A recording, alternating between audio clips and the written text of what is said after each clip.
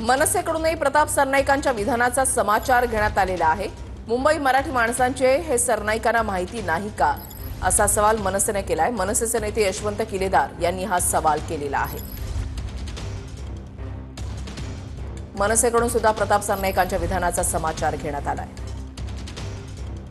महाराजांनी जेव्हा स्वराज्याची स्थापना केली तेव्हा महाराष्ट्रात फक्त 4% मराठी भाषा बोलणारी लोक होती।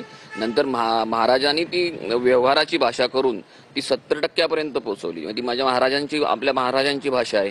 दुसरी गोष्ट, जेव्हा ही प्रांतवार जेव्हा रचना झाली, प्रांतांची जेव्हा रचना झाली, ही भाषावर रचना झाली होती, हे देखील ते विसरलेले आहेत।